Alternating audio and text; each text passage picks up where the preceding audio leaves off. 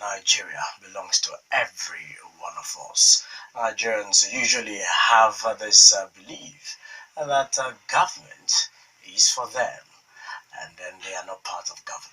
But I tell you, you, the people, you and I are part of government. So you cannot continue to fold your hands or hold hands akimbo and allow those in government to continue to dictate the future of your children. Uh, One thing that you cannot take away from all this issue is that government also is linked to party politics. Political parties also dictate to a very large extent what exactly happens in government vis-a-vis governance. So sometimes when good governance is elusive, it could be traced to the workings and happenings or development of what's happening in the party. Well, right now we will be looking at what exactly is happening in the party that is in power, that is the All Progressives Congress (APC), at the national level or the federal level, as it were, and also the state level. This is a party that came to power under the slogan of change, rode on the popularity, court-like figure of the Muhammad Buhari uh, Mien in the northern part of the country, uh, his hatred for corruption, and of course that was what people saw in the APC, and they voted them en masse, sweeping many seats in the Senate and also the House of Representatives at the National Assembly. Governors also were elected on the same platform, APC. It looked so promising when they came together. Don't forget how this party was formed. The Action Congress of Nigeria (ACN) that was firmly in the grip of Asiwaju Bola Tinubu in the southwest. You also have the CPC, the Congress for Progressive Change, that the president belonged to after his exit from the ANPP. You also have the All Nigeria People's Party (ANPP), led by Malam Ibrahim Shekarau, also coalescing into the APC. You also have some faction of the APGA, the All Progressive Grand Alliance, led by Rocha Zokorocha from the southeast, also fusing into this merger. So you have a coagulation of water, blood, oil, whatever you might want to call it, that people may say may not mix. But beyond that, what exactly will happen to the party? Apart from the administration proper of the president. First, you would recall that it was very difficult for the party to come up with the BOT of the party, the Board of Trustees, which is seen as the apex or advisory apex body of the party. Normally, should have the likes of Asiwaju Bola Tinubu himself, the likes of Abubakar Atiku, uh, dictating affairs or dictating things in the party. Up till now, that is not on the table. And We so also be have also the postponement of the continued National postponement. Convention. Well, before we get to that, you also have the proposal that there should be a council of elders of the party when it appeared that the BOT would be so rancorous because of who will chair the the BOT. So it became a two horse race. And so the Council of Elders were also proposed. That also did not see the light of the day. The National Convention has been postponed. Convention into non-elective convention was also postponed. And then there is this simmering crisis in the party that engulfed the uh, Deputy National Publicity Secretary, Timmy Frank, and then you have somebody else coming in instead, and now the substantive National Publicity Secretary, the person of Alaji Bolaji Adolai from Kwara State. That also created another crisis. You also have the situation whereby some have accused the president of not giving any type of regard or any type of interest, shown any type of interest in the affairs of the party. The issue of funding, which Nigerians cannot divorce from party politics and politicking is also a major issue. It seems the party has met a brick wall when it comes to using state resources to fund the party, as it used to be in Nigeria. Talking about almost all almost all parties in the country. And even the So national some people secretariat. some people what? And even the national secretariat not Some performing well. people believe that that is the norm, but it seems they stipulate how the party is supposed to be funded. It's now left to be seen how they will follow this issue of funding. In Ogun State, you also have some very some very disturbing situation. Also, people have wondered: is there really an APC in the state, or maybe you just have the SIA party, or maybe you just have the government of Senator Bikule Muso? Is there really APC in the state? Especially with the void created by the demise of the substantive chairman of the APC. So these are issues, of course, that you may want to look at, and that is what we'll be looking at this morning. It's going to be a very interesting one, because we have an APC stalwart in the studio, one of the leaders of the APC in Nigeria. Of course, he's a former Auditor General of the People's Democratic Party, a PDP, a one-time member of the House of Representatives, and of course the Boba Gua of Egbaland. I'm talking of no one else but Honorable Chief Bode Mustapha. You're welcome once again to the Daybreak Show. Yeah, Tobi, it's good to see you. Well, Chief, while I was doing the intro, I saw that you were disagreeing with me on a couple of issues, especially when I talked about funding. But would you say you're satisfied with how your party is being run presently in Nigeria? It's quite unfortunate that I think you see, you should not look at the party. You should look at to start with the formation of the party. Yes. The party was formed without, put it this way, certain basic things being put in place, certain arrangements, and certain basic things being put in place, and because of that, it was like a hush-hush job. There was what we would call more of trust on the part of certain people. For argument's sake, on the part of Asiwaju Bola Tinubu, there were no firm things. For example, I can tell you for free that when we were to join APC from PDP, we had strict instructions from our principal at that time, Chief Olusegun Obasanjo, not to go in there to negotiate for position or to ask for anything. The idea was, we want the PDP government out of office. And so because that was what it was, that was the way the party was formed at various levels, and that was what happened. Certain basic things were not put in place as to what will be where, and once the foundation is faulty, you can't do nothing about it. The head cannot hold. It will wobble. There's no doubt about that. And this is why you see collapsed buildings. I don't pray to see a collapsed APC. But where you have a party that is being run by certain individuals, when you have a party, when we were in the Alliance for Democracy, I was leader of the Ogun State delegation in the House of Reps. And religiously, monthly, every member of the House of Reps paid his dues to the party at the state level. Every House of Assembly member paid his dues or a dues into the coffers of the party. Every senator paid their dues in the coffers of the party. The governors, the commissioners, the deputy governor, everybody paid their dues to the party, and that was what the party was being run with. And so the party was not in any individual's pocket. But when you have a situation where people are not, it's like the dues in the NLC.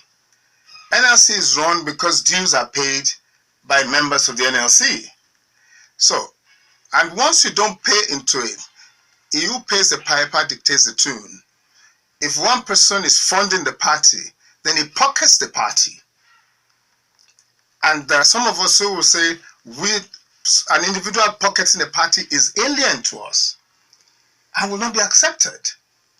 I haven't seen it happen directly, but all I know is that even the party officers that we have themselves are lily-livered. Why do I say so?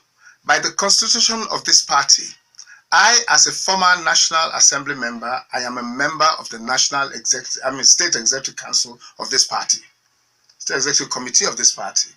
I have never ever received an invitation to a State Executive Committee meeting of the party. No, so hold on, Chief.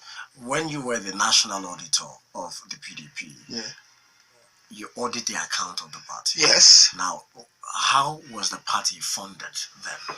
The party was funded because, you see, there's a separation between what I would call progressive politics and capitalist politics. Okay.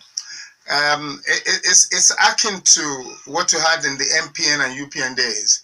In the MPN days, individuals were funding the party, just like you had in PDP days. Individuals were funding the party, whereas in the UPN, it was members of the party that were funding the party, right? But it was not that we were receiving money coming out of the purse of government. Individuals came, members of the party too also contributed into funding the party. Well, maybe when I left, something has happened at the tail end. I mean, going to the election, I mean, like we see now, millions of dollars changing hands and stuff like that. But it didn't happen while I was in the National Working Committee of the PDP. Now, you talked about how the party was formed. So formation is very key. Very to key. The sustainability of a party. Absolutely. Now, I think I forgot to mention that you had the new PDP members also coalescing to also merge and form the APC. Would you say that these new PDP members, you know, the likes of Rotimi Amechi,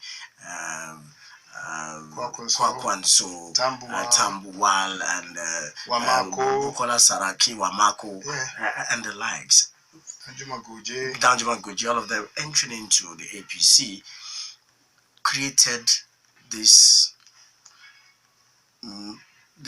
clay and iron mixture whereby it's not mixing, it's not sticking together. No, I think what happened was, you see, like Chief Obasanjo just said recently in an interview, it was an AOBJ situation.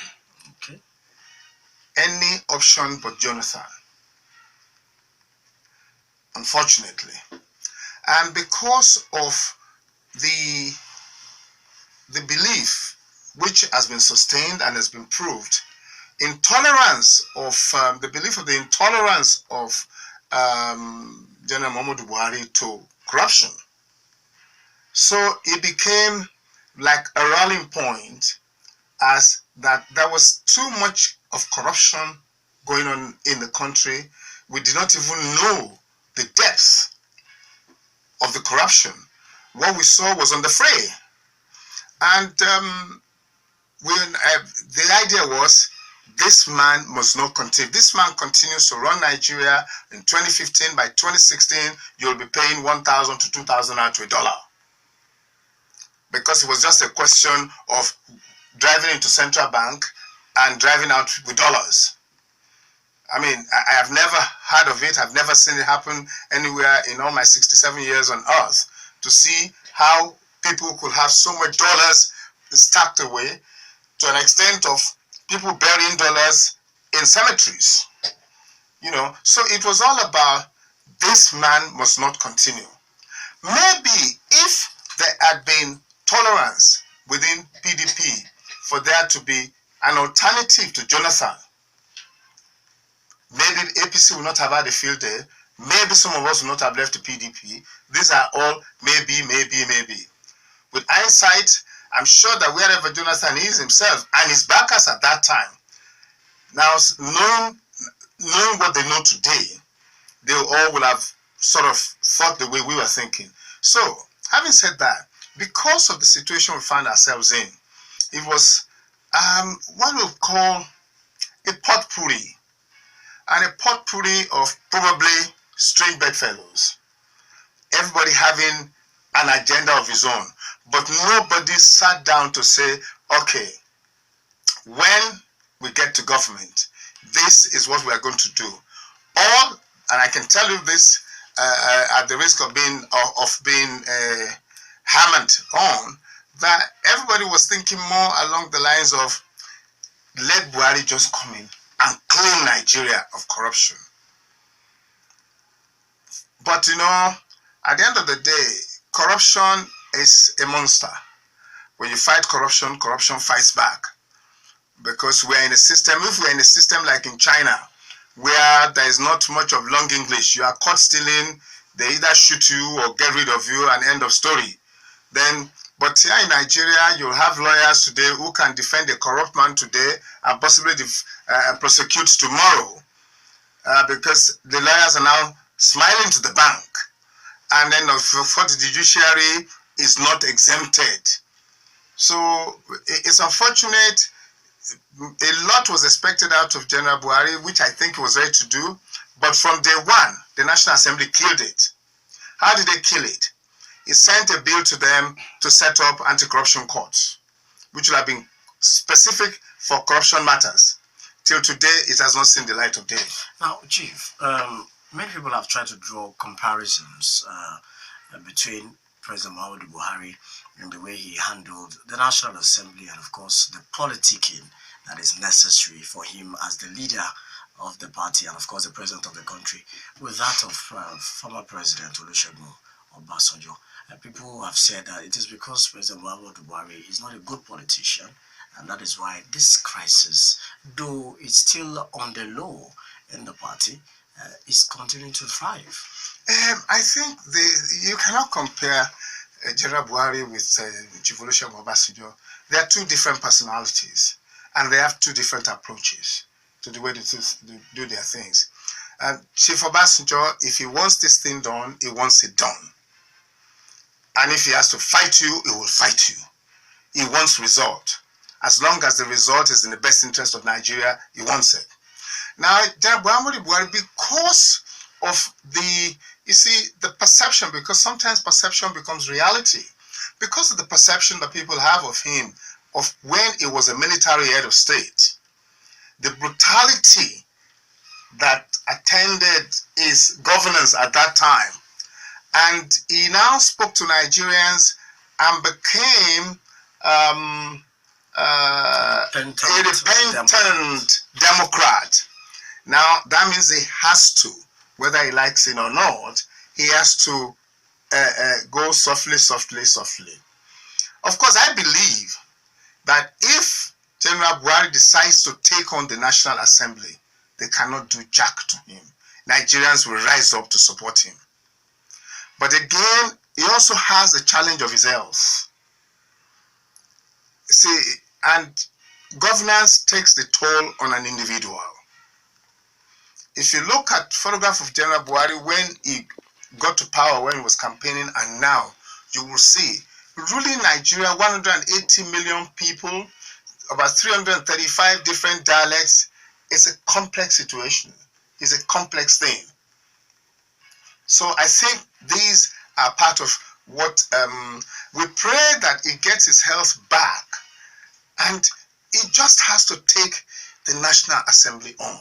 Now, would it be too difficult for him to, because of all these obvious failings and what do you call it now, incapacitation, so to speak, would it be too difficult for him to anoint someone to do the politicking for him?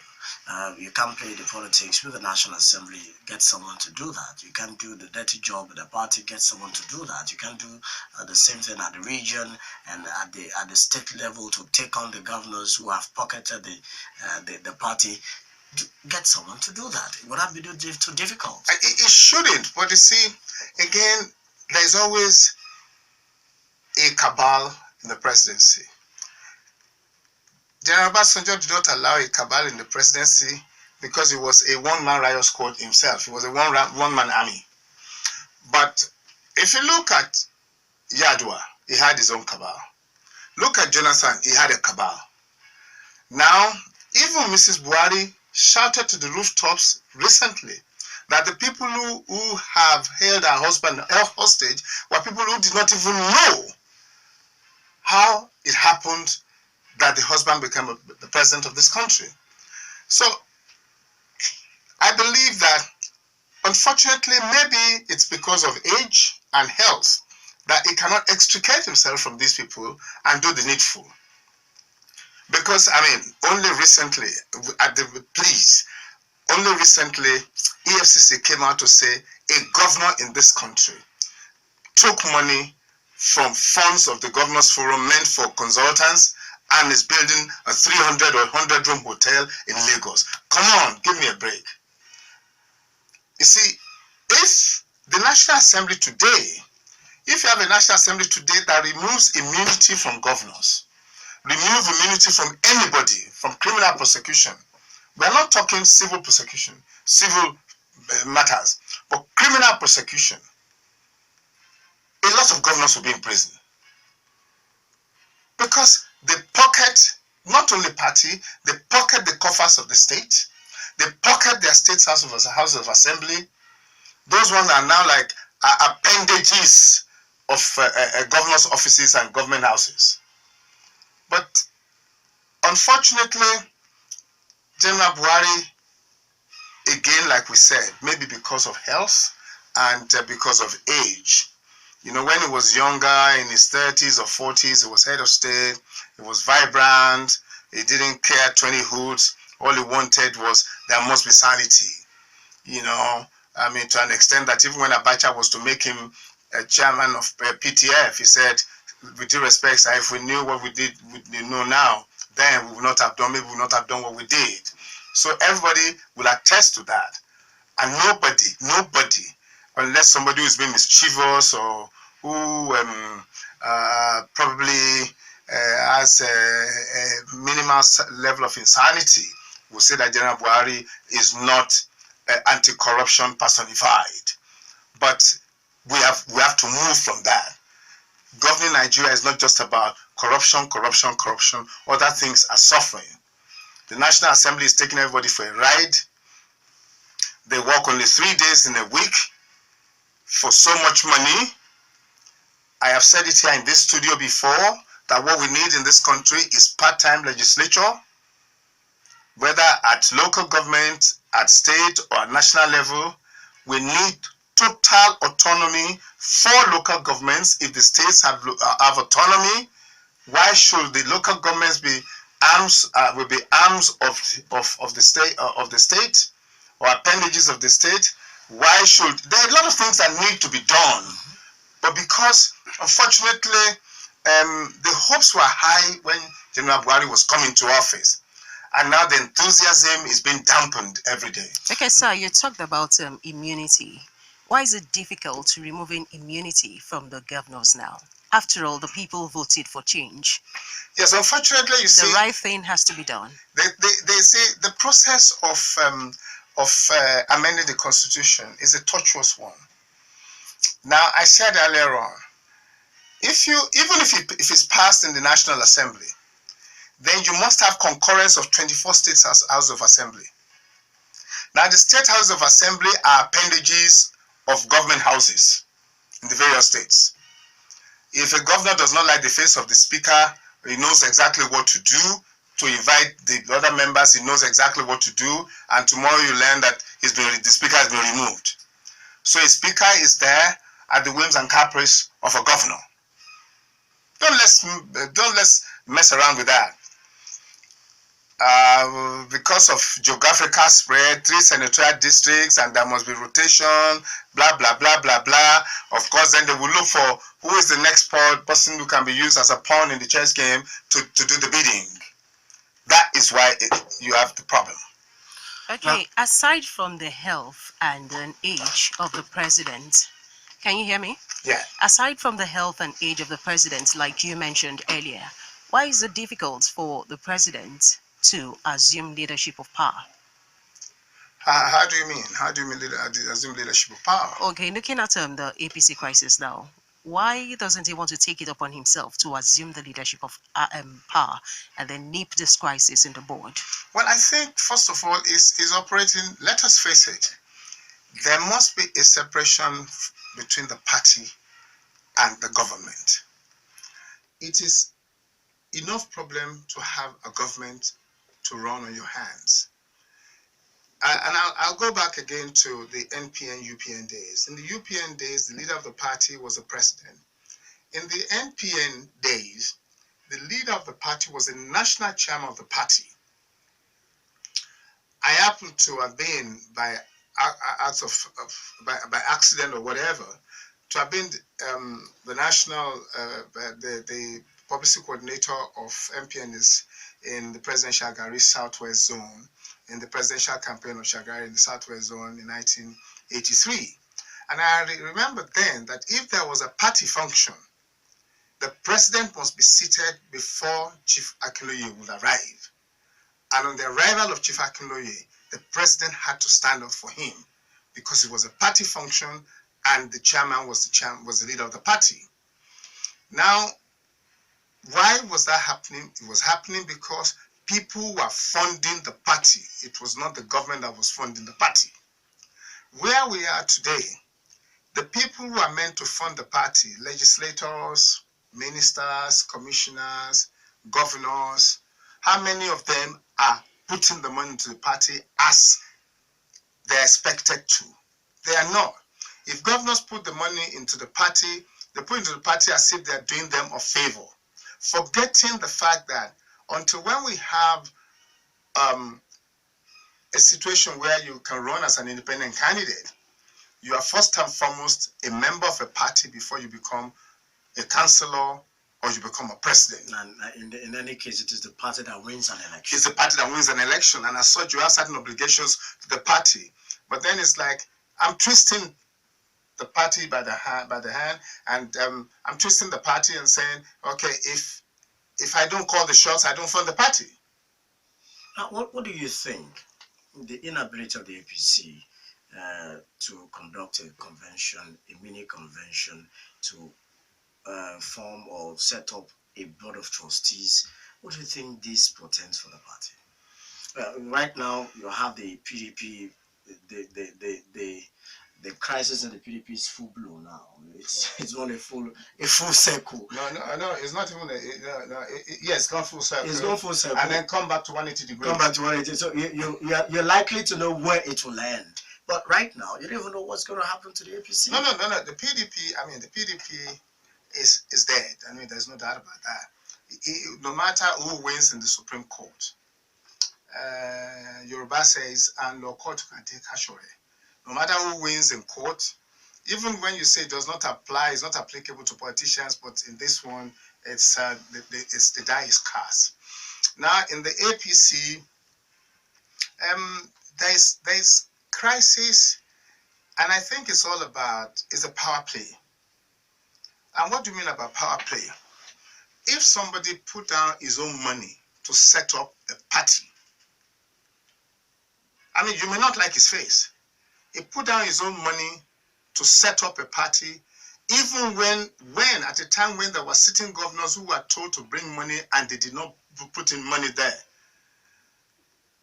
I may not like Asiwaju Bola Tinubu, I may not like his style, but he took the bull by the horn and he put this amalgamation together, and all of a sudden you want to push him out. He doesn't seem to have a say anymore.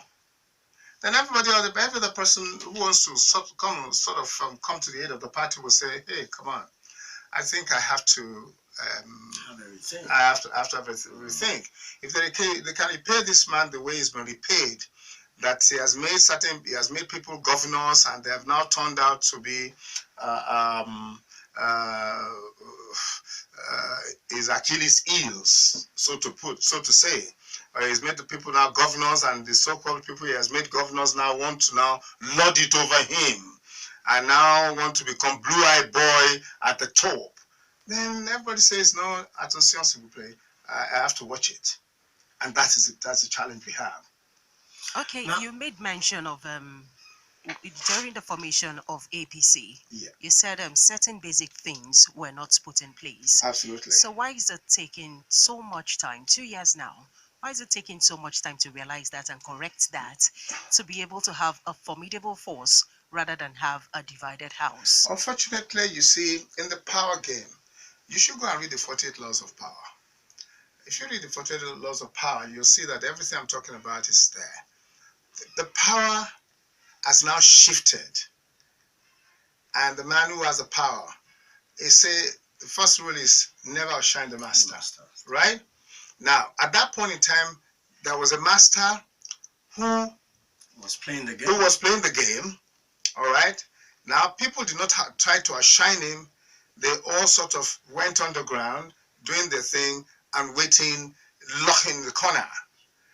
And what were not put in place, even if they thought about it, but he didn't think about it, nobody brought it to the fray.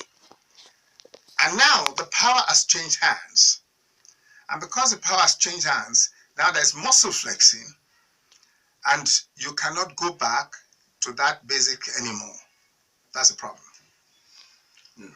Now, it appears that is the crux of the matter. Some people have said that Ashwaji Bola Tinubu has decided to hands off the party and then just sitting back, watching how everything unfolds. Do you think all this is connected to 2019? And how do you think the party will be able to pull a comeback and still retain power in 2019? I think, you see, when people talk about, oh, there's going to be a mega party, you ask yourself certain questions. Who are going to be people in the mega party? Same, is a recycling process. Politicians who are probably in AMPP, in PDP, in AP, not AMPP, because at the start it was AD, PDP, in APP. That'd be the same set of people. I think the lesson we have learned is the following. And I may not be able to talk about other places, but today you'll see a person like Chief Oshoba. He got angry, he left APC. Now he has vented his anger. The likes of Chibola Tinubu, likes of Chibisi Akonde, and other governors have gone to appeal to him. He's back in the fold. And because he has no credibility problem.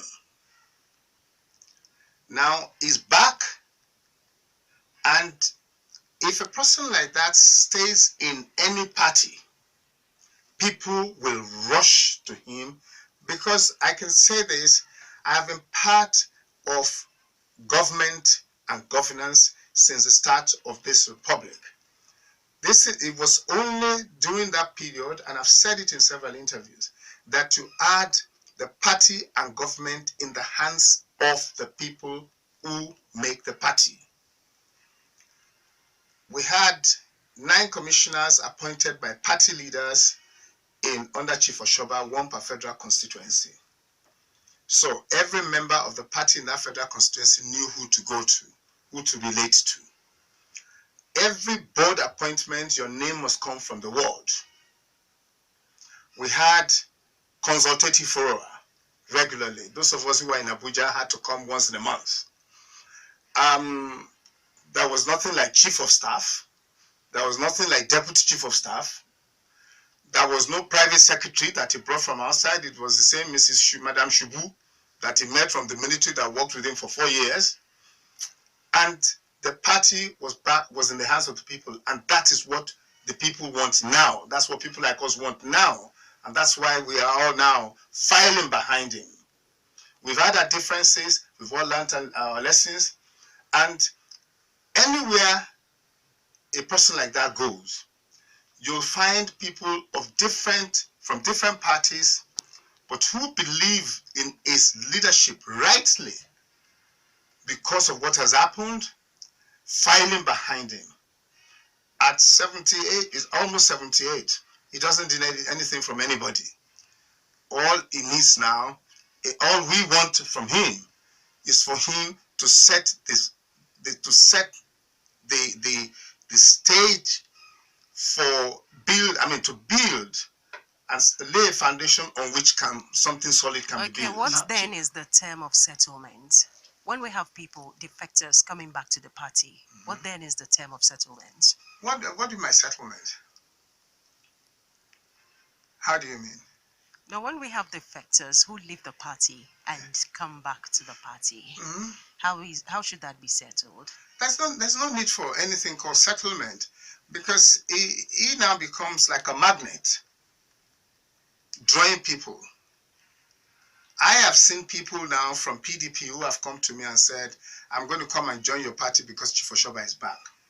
We made a mistake before we going back. I've seen people from other parties coming to say, we're coming to your party because of Chief Oshoba. And that's encouraging. Now, of course, because of our time, we won't be able to exhaust this, but I will want us to look at this when we come back after the national news at 10. The effects of Chief Olusegun Oshoba coming to the party, and how that will change the political equation in the APC in the state, because I know that there are differences, there are still issues between Chief Oshoba and the incumbent governor, Senator Egwuonwu, which I doubt there will be any genuine and total reconciliation. That's your opinion. Let's go on this short break for the national news at 10. After the national news at 10, we'll come back. Honorable Chief Bode Mustapha will still be here in the studio. Stay with us. But in the meantime, begin to turn in your messages, your contributions via the short code 32120. Just type rock, you leave a space, type your message, include your name, and then you forward it to 32120. The Twitter handle at Rock City FM and the Facebook fan page Rock City 101.9 FM. We'll be right back. Thank you for sticking around and, of course, keeping your dial locked on 101.9 FM. Still Citizens Forum on the Daybreak Show, Rock City 101.9 FM. This morning we're giving our searchlight on the All Progressives Congress APC, not only at the national level, but also at the state level. The guest in the studio is a former auditor of the People's Democratic Party, a former member of the House of Representatives, a chieftain of the All Progressives Congress, Honorable Bode Mustapha. Chief, before we went on that break, I was talking about the APC in Ogun State and the factor of the Oshoba factor, the return of Chief Olusegun Oshoba to the APC in Ogun State. And of course, the issues that are still between him and the state governor. What does this portend for the party in the state? First of all, I don't want to believe that there's any major issue between him and the governor of Ogun State. I know Chief Oshoba. I've known Chief Oshoba since 1976, from when I was manager of UTC in Ibadan and he was general manager of Sketch in Ibadan. We're in the same building. And I've worked with the governor at least closely in the last election, and I know that from the personality, there's no big issue between them. They may have basic fundamental differences, like no two individuals have the same ideas or are the same. But I don't think they have such major issue. Now, when you look at how the party is being run in the state, we talked about the issue of the master of the game, playing all the politics and then people, controlling and all that. But that changed briefly after 2011 election. Then that led to Chief Oshoba leaving the party, and of course resuscitating the UPN in the state. The SDP in the state, which of course turned out to be a failure in the elections, in the 2015 elections. And now he's back to the APC. Many people believe that the party in the state is in the pocket of the governor. How will the Oshoba group, so to speak, survive? How will they have their way in the party when it is to the whims and caprices of the governor? Well, if you say a party is in somebody's pocket or in the governor's pocket, I would say yes and no. First of all, the party if a couple of things went wrong when Chief Oshoba left, not many people left with him. And he took a decision which probably if I were in his shoes, I would take the same decision. I have followers. I needed a platform for them to operate from. I needed a platform for them to run on, and the platform is being denied them. If I stay there and they're denied, it means that I've shirked my responsibility as a leader and I become an ineffective leader. I am aware that up to the last day for nomination, Chief Oshoba's son's name was being penciled down to go to the House of Reps. But the young man said, no, if my colleagues don't have a ticket, I am not interested.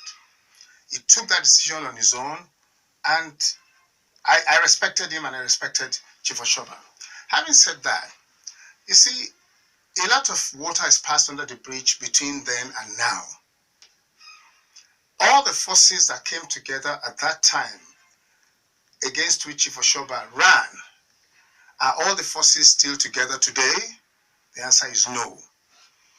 You know, some people can say they are inconsequential, but little drops of water will make a big ocean. And in Yoruba, they say, "Kato kini kato yini udaboja."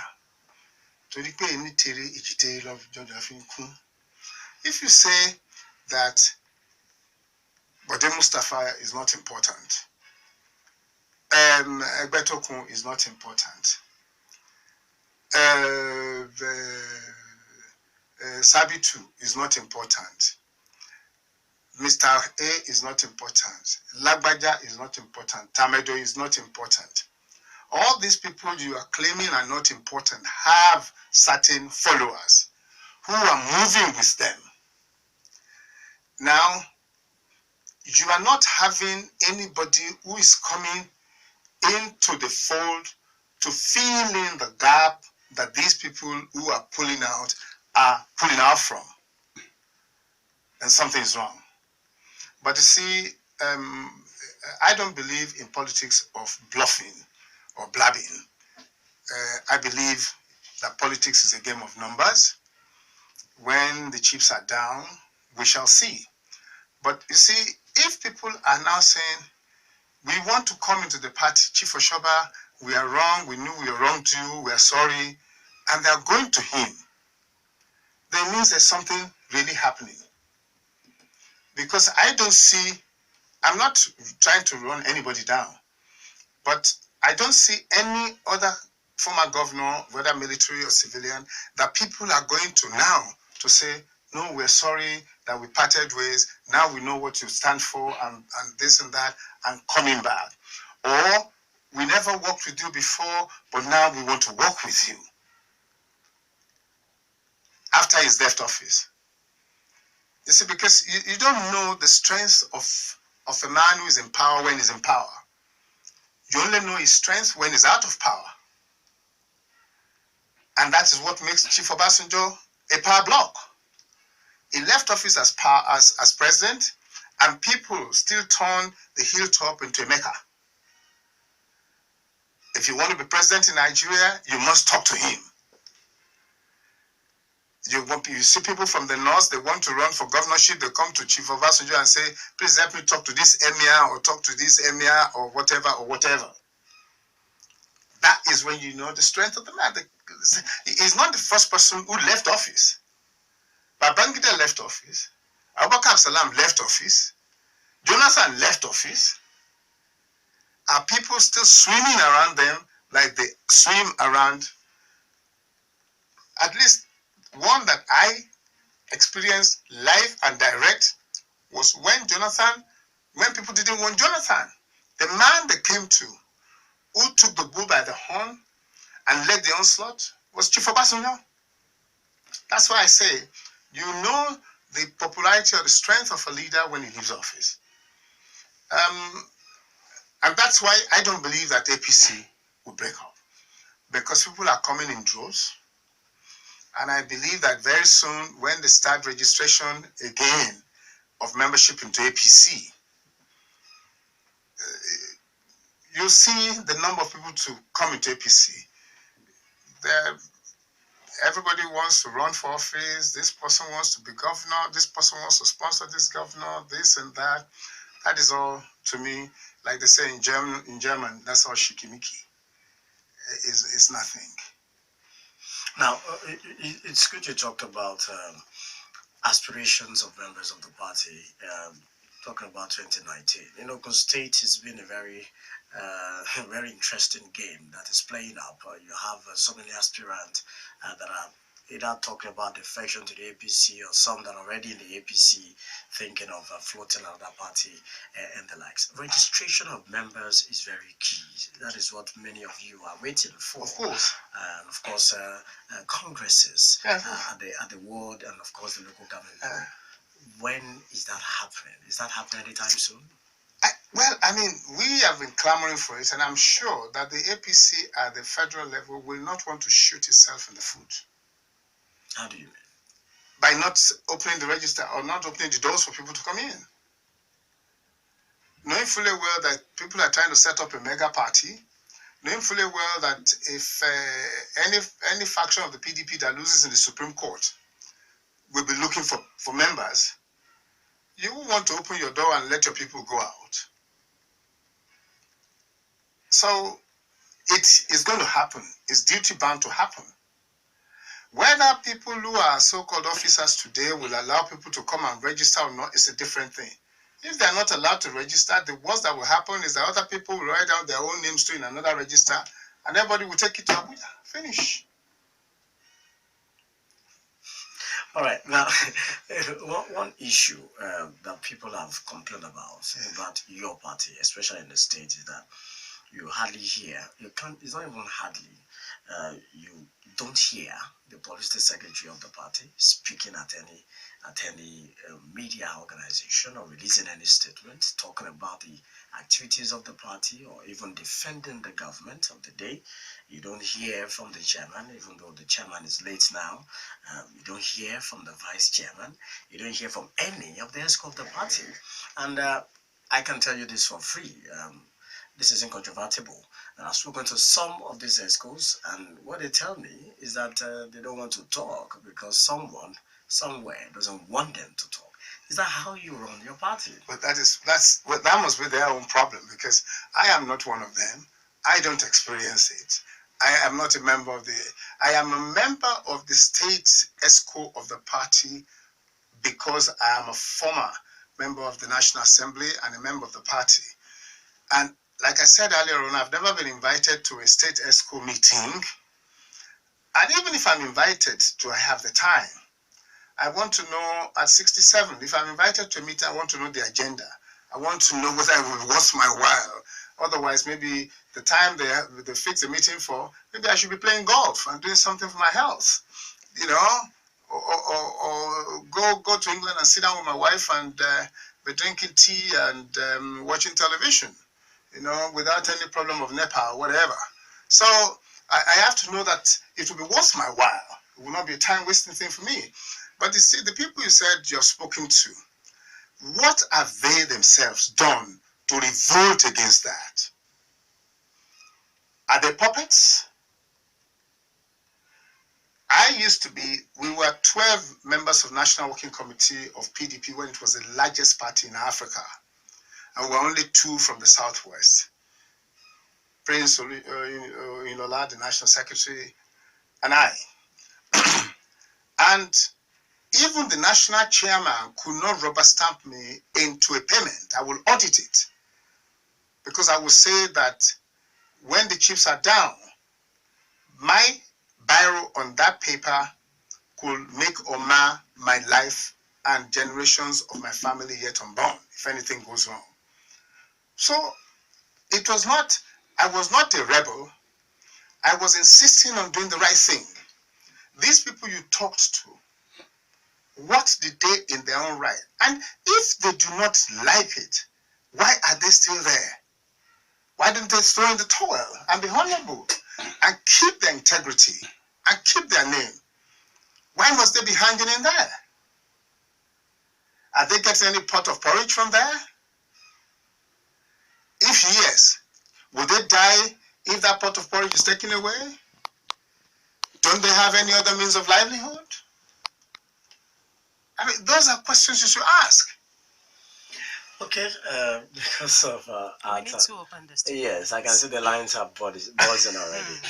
All right, we won't deny you that opportunity. So we only want you to stick to the rules. If you're calling, you have to first turn down the volume on your radio set, or better still, you switch it off. And when you get through, you tell us your name, your location, go straight to the point.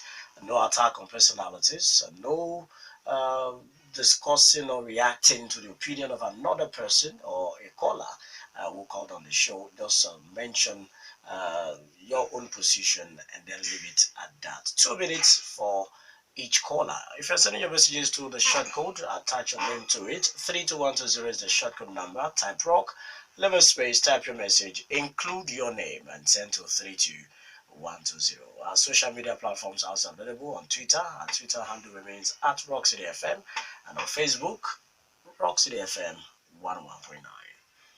Let's have our first callers. Hello. Hello. Good morning. Hello, good morning. Good morning.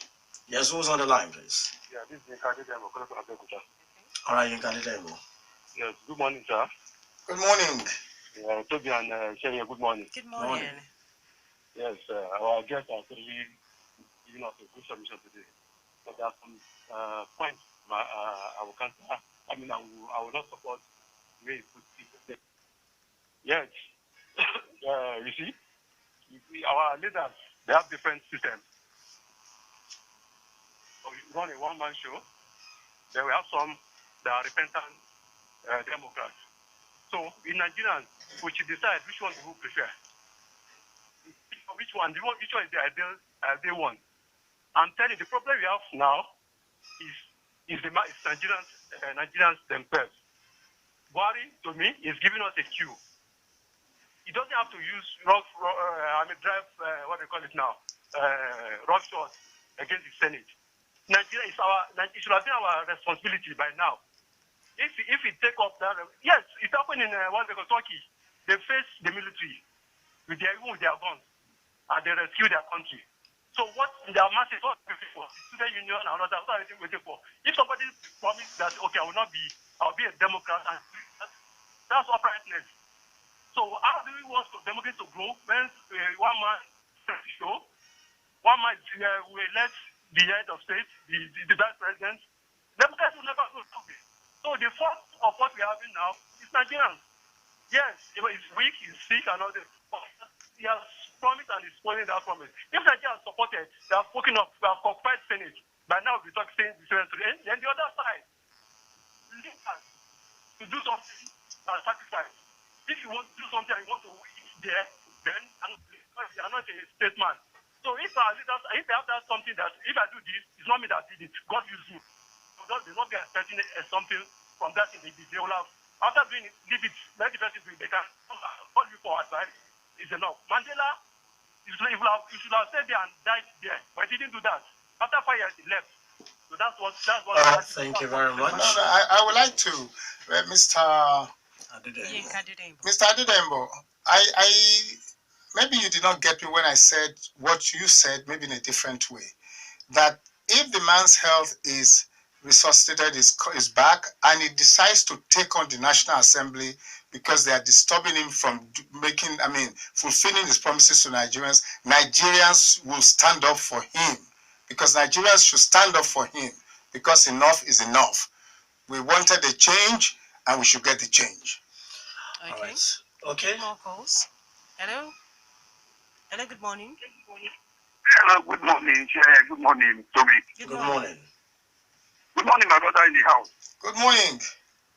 Yeah, my name is Honorable Lanre Gaji. I'm calling from the People's Parliament. I've listened to your submission. Actually, I just, got it, but I was able to pick one or two things. Let me just tell you, and I tell you categorically that APC, PDP, they are just alphabetical, whatever. They are the same thing. And we are not going to go in for them again. We have seen their president. It's only Buhari that has integrity, and one can see it. Unfortunately, he has a bad health.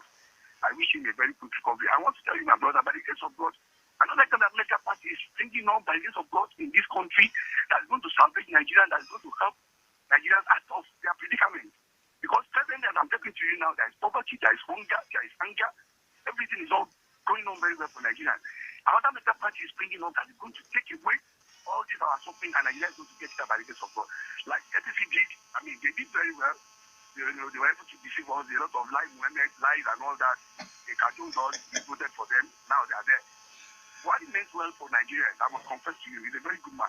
But unfortunately, people that surrounded him and they won't give him problems. Let me allow other people to pass. I have a lot of things in my mind, but I cannot take everybody's time. Nobody's an island of all right, thank you very much. God bless you. Thank you very much. But you see, I mean, maybe you missed that part. I spoke earlier on about the fact that there are mega parties that are coming. But who are the people who are going to people these so-called parties?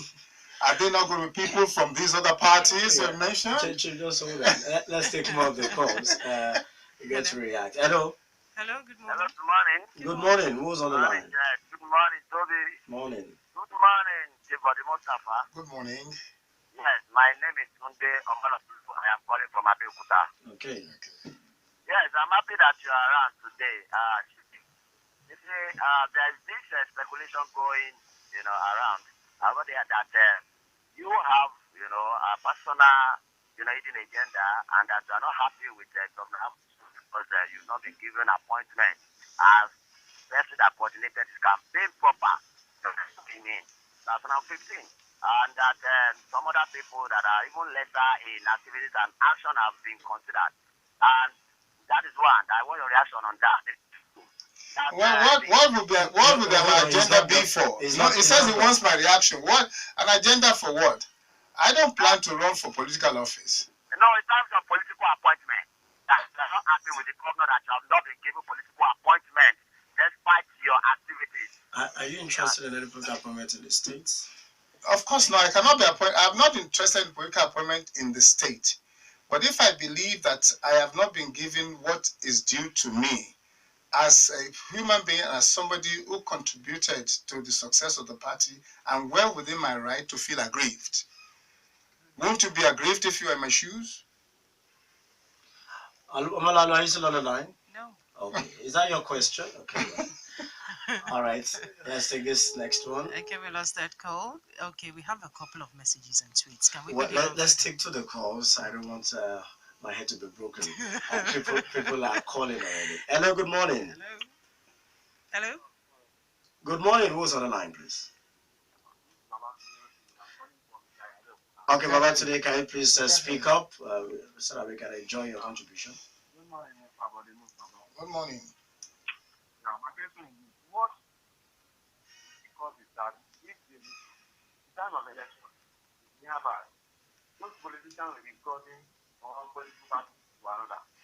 Are we voting for political party to rule us in Nigeria, or we are voting for a politician? Democracy is a system of people. It's not a system of family. Some governors. Hello, are you still there? They are still submitting their children to rule the state. Is that supposed to be? Thank you very much. Okay, thank you, Baba Tunde. Hello? He's taking notes Hello, of all the reactions. Good morning. Honorable Bode Mustapha. Good morning. Good morning, sir. Tobi, Chienye, good morning. Morning. Good morning. Caller Onefade Joseph on the line. Thank you for calling. Sir, I put this to you straight. I see from your presentation that you don't believe in mega party. Because you claim that people from CDP and APC will come together to form this mega party. But sir, will you support or give all what you have in your capacity to support if you see youth, upcoming youth, coming together to form this mega party? Will you give them support? That's my question. Okay. Thank you. Call over to Joseph. Hello, good morning. Hello, good morning. Good morning. Yeah. Good morning. What part of this program, your statement that former President Olusegun Obasanjo said he should go into APC, not because of the appointment, not because of what you gain, but to get PDP out of power, which you have done. But why is the position, why the appointment now causing problem between you and Senator Egwuonwu when we have a whole lot of you on ground? Why will you be clamoring for appointment right now at the age of 67? That is why I'm not in a good time with Senator B. Jaye. Over close to 80 or over 80 now, still struggling to have an appointment with what is it called, NCC. I think the man should have said, oh, don't let me have that appointment. Let us have the youth on grant because we have them all around that can perform so wonderfully well. I think this is what we should really look into. The appointment, the position, and all that I think is affecting us seriously. And until when we have the interest of the country and the interest of the masses at heart, I think that is when we will have issues. We are not fighting the man because because he has not done anything good in Ogun State. You have not assisted him to say, okay, put it. You can see what the man is doing all around.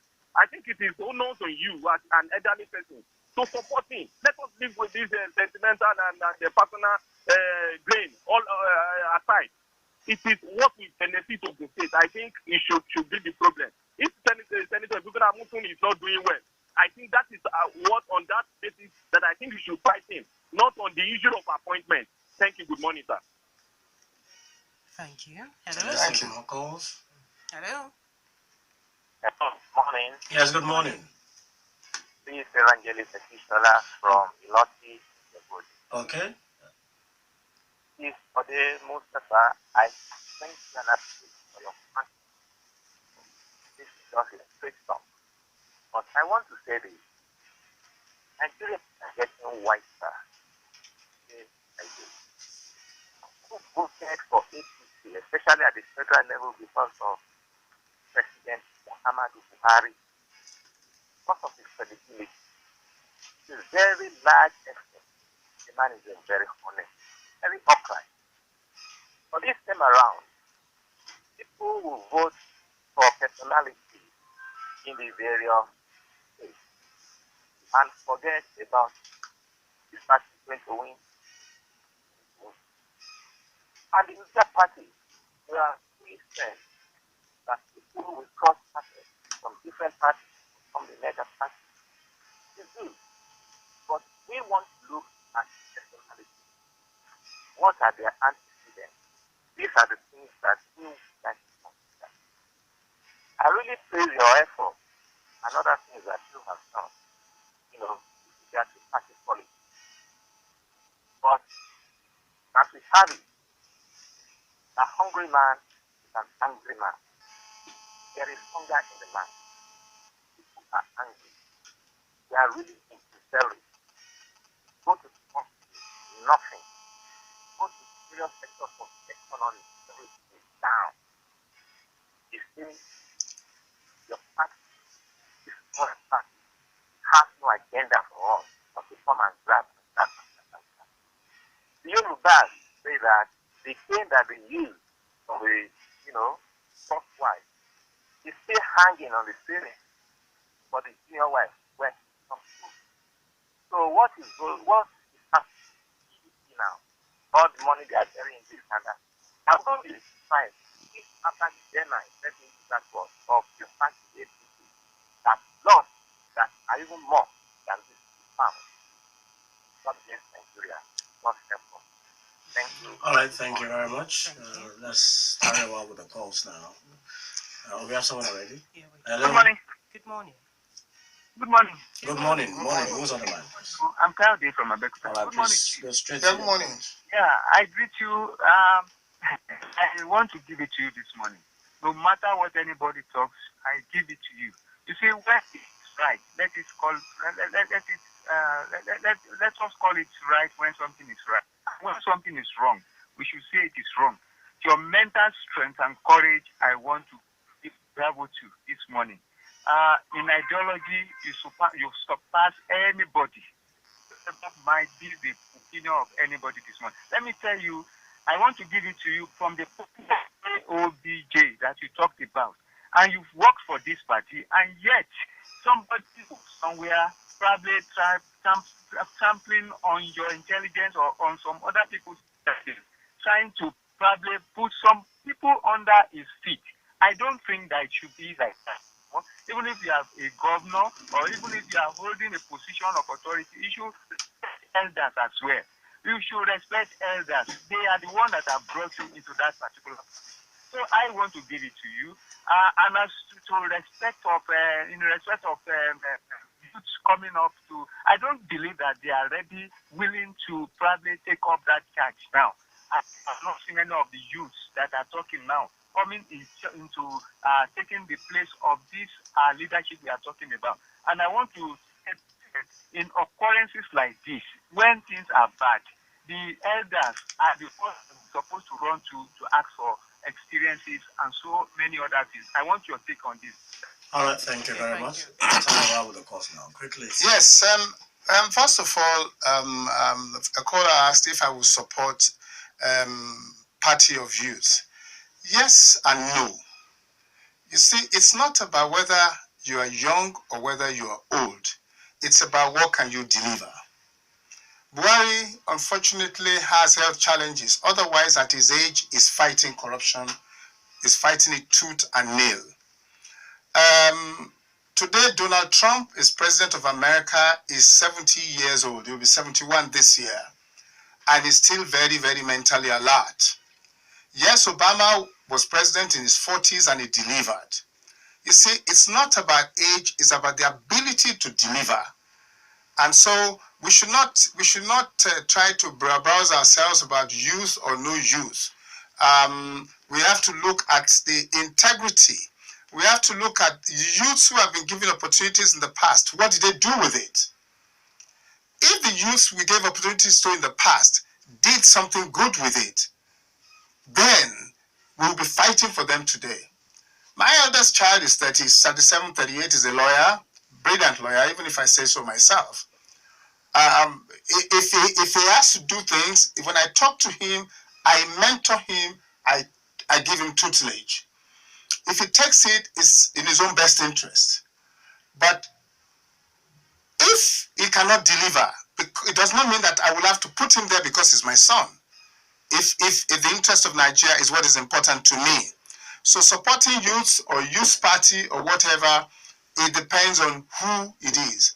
We are getting to a point now in this country where it's going to be the individual. You see, let's face one fact.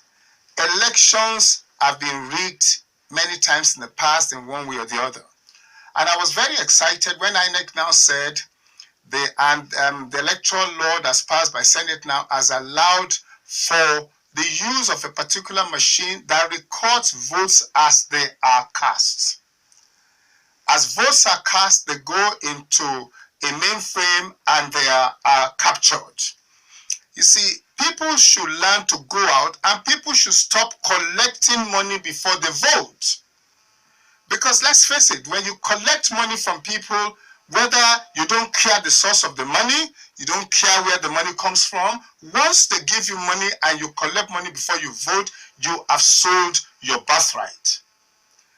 I mean, it's a hard fact of life. He who pays the piper dictates the tune.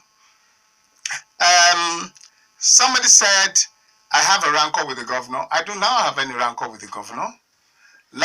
Are you fighting him? I'm not. I do not. I'm not fighting. Last Ilaya, he sent me ram as a leader and elder. And the ram, we slaughtered it and enjoyed it. But if we have political differences, I will not say because he's governor, I will not voice out my political differences with I will not say no. Even when I was national auditor of PDP, I sat at meetings with the president of Nigeria and I told him my mind. I made certain contributions at a particular meeting, and the outcome of my contributions led to federal board appointments being released. Where everybody was praising him to high heavens, I told him point blank that the people who work for the party are out there and saying monkey they work, baboon they chop. If people go out and work for the party and don't collect anything, they expect to be compensated. Pure and simple. And I also hope that when this country allows for independent candidates in an election, that people will go out and vote their conscience and not collect money. As to whether youths are ready now, it's in the hand of youths. Youths have to prove themselves that they are ready. Thank you. All right, let's go to the messages now. We have a lot of them on tweets, I'm sure. So, Chienye, let's quickly run through them. Okay, yes, we have lots of them here. Okay, we have this very one from Chienye from Obantugo. Okay, Toby, help us investigate the funding of primary school feeding program of APC, where the sum of 140,000 naira sent from Abuja was reduced to 60,000 naira by the official of state government, that eventually the program is in a mess. Okay, then I move to the next one. Okay. Good morning, Honorable. You have spoken very well. The problem of Nigeria is our legislators. Please, is it possible to scrap the National Assembly? Now, wow, this Alright. is Pius from Shaje. Okay. Okay, then the only way to change a decayed, corruptible, and aberrant system, constitution, is to replace it. The way forward for Nigeria is social reconstruction and reactivanization through People's Constitution under the referendum, beyond partisanship. Further delay is catastrophic. Okay, that's from Cosmos. Then we have this one. Morning, Tobi and Chienye and Bode Mustapha. Yes, PDP is dead. Don't you see APC dying too because of the crisis in the party? Don't you think it's too early? Okay, that's from Kolawole Joseph. Then, sir, with all due respect, say it the way it is. We're not politicians, but we know there are issues between Governor Amoso and Chief Oshoba. Was it not Ashiwaju himself that imposed the sitting government? Kayode from Randa is asking that question. Okay, then we have this one. Sir, do you think APC will win in the state again? If PMB contests again, will he win? Do you have any candidates of your choice come 2019 in Ogun? Kolawole Joseph is also asking that question. I want your guests to inform us, where is the position of the party in the decision making about the programs government is implementing vis-a-vis the party's published manifestos? Has party supremacy no longer matter? Obviously, the party has no control on the government, unlike what we experienced during the European era in the 80s. Alhaji Busura from Kuto Abeokuta sent in that one. And then switching over to the tweets now. We have this from Taiwo Tululokwe. APC in Ogun State has been pocketed by the governor. I wonder why elders in the party will allow an individual to relocate the secretariat. That's Taiwo Tululokwe saying that. Okay, then I sense danger for the party in 2019 because they're likely to present a Cuba candidate that will not be popular with the people. Then it's an abuse of public trust for a governor to build a party secretariat with taxpayers' money. That's also coming from Taiwo Tululokwe. Then Oluwaseyi Emmanuel at M. Buhari should force his enemy to act in his favor according to the law of power. It is only by force he will be in control. Then Olusegun, what are the measures to be taken for the influx of typhoon defection to the APC? Saraki's case as an example of camouflage politicians. Then Oshumuyiwa Fatai, your guest had been fantastic on general issues affecting APC nationally, but tends to be a promoter or brand manager on Ogun issues. That's from Oshumuyiwa. All right, because of our time, we'll be able to look at what are you branding in Ogun State? We're not branding anything. First of all, somebody talked about the feeding program. Yes. I think people should try and get their facts, and if they have their facts, they should shout out, because the feeding program was meant to satisfy, was meant to be a very, very important and fine program. But I also got information that if they feed them for 2 days, they don't feed them for 3 days and stuff like that. That, I think, you people in the media should try. We are currently carrying out investigation. Yes. We've even done some, we are working on that. Yes. On the issue of National Assembly, I don't believe, first of all, I'm an advocate of either part-time legislature or bicameral unicameral. Or unicameral. And I believe that we should have, if we have just one parliament, and we have an elders, whatever, like we have the House of Lords in the UK, it will bring down costs. And ministers should come from the parliament, they should be voted for, and that saves costs. Don't you see APC dying? And you see, it's very subjective. Some people are coming into APC, some people are, I have not seen people saying they are leaving APC. They are only shifting sides in APC. So saying APC dying, I don't know of at the national level, but at the state level, that's what I see. If you said that Ashwaji imposed the governor in 2011, unfortunately, I was not party to that. I was then national auditor of PDP. I was not a member of ACN, so whether there was imposition or not, I will not know. Do I have a candidate? No. But I must be emphatic here. I believe very strongly that people from Egwuonwu should be given the opportunity to rule the state. It is my strong belief and it's my personal opinion. Because I, as Egwuonwu of Egbaland, I don't think I will accept it if this state will have been ruled for 42 years by other two tribes without Egba's ruling. I think it's unfair. I think it's injustice of the highest order. Party supremacy, I said it earlier on. If people think that their positions are being usurped in the party, why don't they cry to the mountaintop and then leave? Because whether you leave today or you don't leave today is going to have a terminal date one day. So it's better to live in honor if you think that it's not being, the way the party is being run, or you feel that you are being pocketed or you are being stifled. Then remove yourself from the shackles or remove the shackles from you. You know, influx of people into a party. You see, unfortunately, because politics has become the easiest way of becoming millionaire, political office, that's why I said, and I believe, that political offices should be made so unattractive. If you make these things part-time, you'll be surprised that the permanent secretary retired would like to be a local government chairman to go and help his community. If once you make it part-time and people are only giving sitting allowance, if you treat National Assembly as you will treat people who went to the confab, pay them lump sum of money, let them meet only once every quarter, first reading of a bill on the day they resume, second reading second day, and then they break into committees and work for 2 weeks and come back after 2 weeks, and they spend 1 week to do line by line reading of the Constitution and amend it and send it to the president and go back to their homes. Pay them a lump sum, maybe 4 million naira for the whole of the 1 month. They pay their house, their driver, their feeding, their everything from there, and then you know you can write a budget and know there's nothing hidden. The country will save trillions of naira in the shortest time possible. Thank you. All right, because of our time, we're able to go on. But let me quickly find out from you. You mentioned earlier that you are so much in support of your candidacy. Yes. In 2000.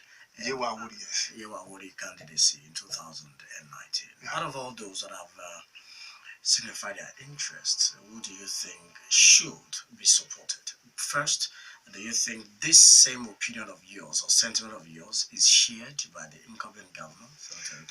Well, I do not. What my opinion is my opinion. Yes.